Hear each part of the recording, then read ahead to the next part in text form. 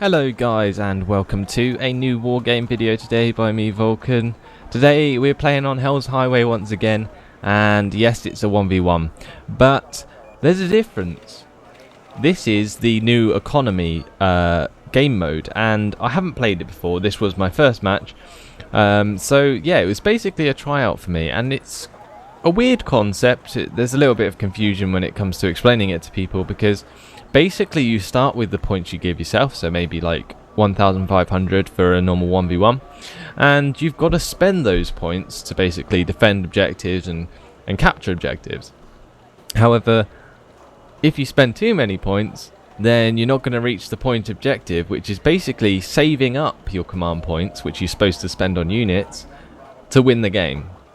Now, it's a weird system, and it basically requires you to balance attacking and defending, like loads.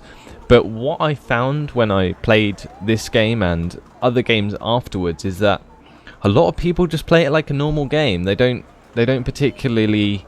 There's not a big enough difference that it forces people to try and get to the points objective. People just fly around with helicopters and attack you like normal, just trying to take out your base because it's easier and quicker to finish the game that way.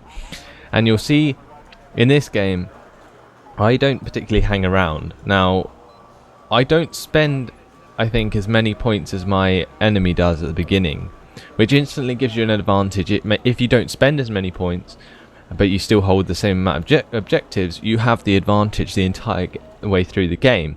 However, if they control the higher point objectives, but they spend more, then that's a risk they've taken, and they'll get rewarded for that because they'll be in the higher point objectives, and therefore they'll get more command points for that. So it's a weird system, but anyway, let's explain what I'm doing here. You can see I've got two Sultans. Now this means I am going for the push up to Foxtrot for my reinforcement point. And originally I decided I would keep one of them back with the chaparral, because the game before this I got helicopter rushed and it wasn't very fun at all. But yeah, I'm going to keep a Sultan back for now. The first Sultan's going to travel up to Foxtrot, and as soon as Foxtrot's secure, I'm going to pull this Sultan out of Hotel and push it up to Echo. That was my strategy. I've got 8 Fuchs with Jaegers in. 4 of these Fuchs we're going to go up the middle to basically follow the highway up towards his spawn, and the Fuchs on the left side we're going to go travel to Echo and around to Bravo and basically push up that hill as quickly as possible. Now the good thing about Fuchs is they're very fast vehicles, and the Jaegers that come with them are reasonably powerful. Now obviously I've got my Gazelle Recon, which zooms off ahead to go and scout the enemy. A Cobra just for general air support should I need to stop any rushes down the middle of the map. And I've got my M151A2 ITOs, which are basically very accurate ATGM vehicles, but they're very light vehicles, so they get taken out very easily. But basically they are to support these 2 M1A1 Abrams that I have, which I seem to prefer now from Leopards. I don't know why. Like, Leopards, I've always found they take one shot in the side from an ATGM, and that's it. From a powerful ATGM, they can just be one shot. And I find that Abrams are a lot more reliable. You can take one in the side and it won't necessarily blow up sometimes. And then I've got 3 Marder Roland 2s to support them, and the base AA for Foxtrot. Now, at this point, I'm wondering what the hell's going on. You can see, from my point of view, there's nothing around. I can't see anything. My Gazelle Recon helicopter's travelled all the way to Bravo. It scouted this area here. So I'm thinking, hang on, wait a second. Maybe he's travelling around the right with helicopters, like the last guy did. The last guy I played against before this match basically split up loads of Mi-24s and just basically rushed the hell out of me, which was kind of annoying. I wasn't expecting it, and considering I'd gone for the same strategy as in this game, I didn't have anywhere to pull in more reinforcements to take care of those helicopters, so I basically just surrendered straight away because it was a waste of time. But yeah, these Fuchs get there reasonably quickly, and these Fuchs are travelling to Charlie because they managed to get really far up the highway. So again, I'm still wondering where the hell he is. So I bring in an extra recon helicopter to try and help me find where he is. And that travels off to the left side just in case he was bringing any helicopters around behind me on that side. And you can see here, my Gazelle is travelling back towards my base area and to see if he brought any helicopters round. Now, I don't have an FOB here or anything here. I basically removed my FOB to give me some more points in the economy game mode. I wasn't planning on resupplying anything like that. Anyway, my Fuchs managed to get up to the village, which I thought was quite dangerous for him, and all of a sudden his units just appeared, and crazily my units just get absolutely owned. No, seriously. I don't know what happened, but it just seemed that he had... I managed to take out a few units, but it just seemed that my Jaegers just got completely owned by all the cannons that were firing at them. Now, my Fuchs on the right are still going, and I've still got a full Jaeger squad which didn't get hit by anything. It kind of was out of sight the entire time. Now my Jaeger, one of my Jaegers just manages to get a shot off on one of his recon units before it dies itself. Kind of exchange of cannon fire there. But it looks like I took out a couple of vehicles. The rest of these wrecks are basically where I've rushed in my Fuchs. So anyway, with that Jaegers there, I basically decided to keep them there because I'm not going to try and run them away. They're cannon fodder basically, and that's what they're used for. So I decided to keep it there, not bring it out in the open or try and go and kill anything, because that means that he has to find it before he knows that Bravo is secure. Now obviously he's already got his command vehicle in there because he knows that he's got that reasonably secure. One Jaeger unit is not going to do anything, but it could be a potential threat, so he's got to take care of that before he can move on. Now he hasn't sent anything to Charlie, pretty obvious by the fact that I have 4 Fuchs there with no contact, and my Gazelle on the left and my Gazelle on the right haven't spotted anything at all.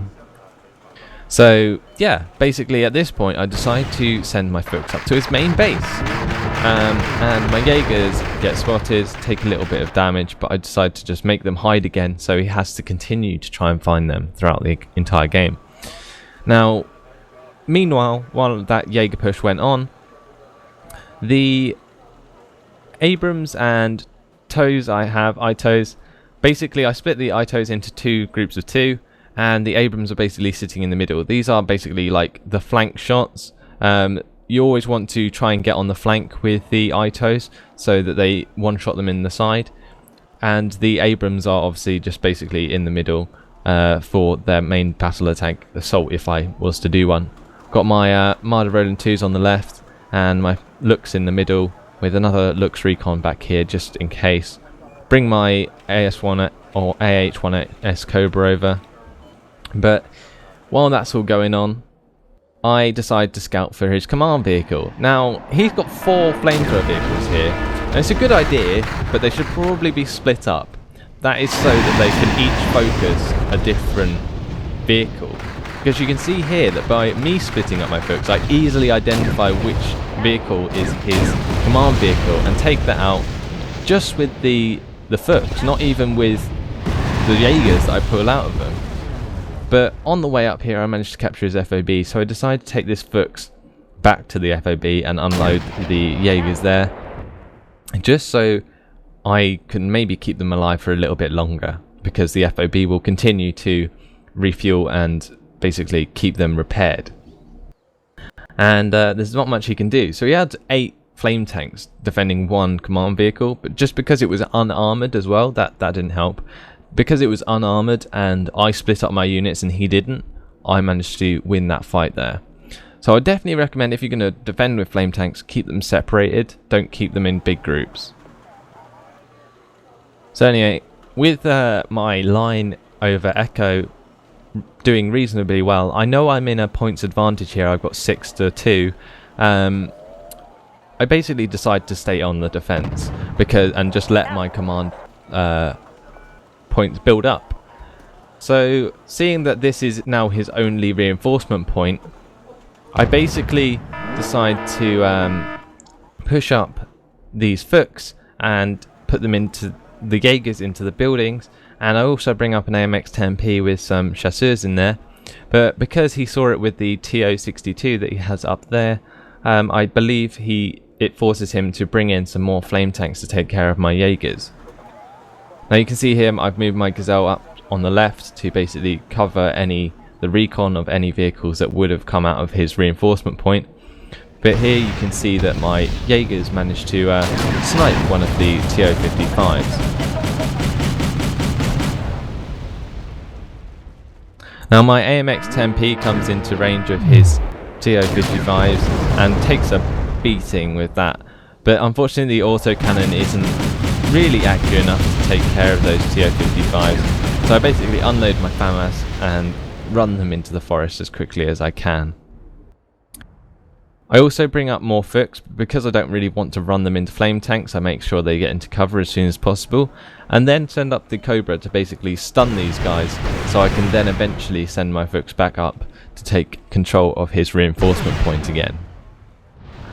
Where these TO55s don't have any machine guns on them, it means that they're easy pickings for this Cobra, which just continues to pound them with missiles until eventually they're panicked enough to rout, and also manages to destroy one after about 64 Hydra missiles hit it. You can see this one on the left just takes an absolute beating and eventually gets destroyed. And the other two rout, so I decided it's a good time to push up the Fuchs into the building. The FAMAS are already on the move, and with the Cobra out of rocket ammo, I decided to basically just send that away so he doesn't bring in any AA to shoot that down. Or if he does bring in AA, it won't be there for them to shoot down.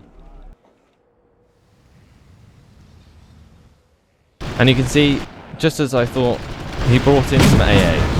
Now he works as fast as possible to get these strops out of there, because my Jaegers are just ambushing him, and the Chasseur FAMAS managed to get a strop, but before I know what's happening, he left the game, and that was the end.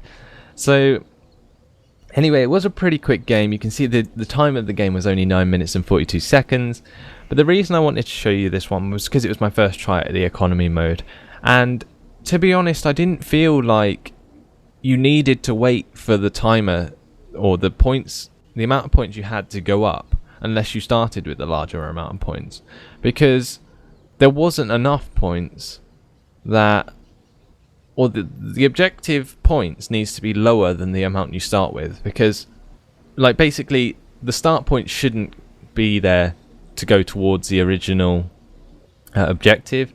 Like you should have to spend all your original points, and any you don't spend get taken away, and then you start from scratch in that respect. But the thing is, what people always seem to do was just build up a force in the normal game mode and just attack each other until one of them died, and that's all that I found happened. And unfortunately, as much as I wanted the economy game mode to be another good game mode, a bit like the conquest game mode's reasonably good, but the economy game mode just seemed unoriginal, to be honest, and doesn't really work how they must have intended it to.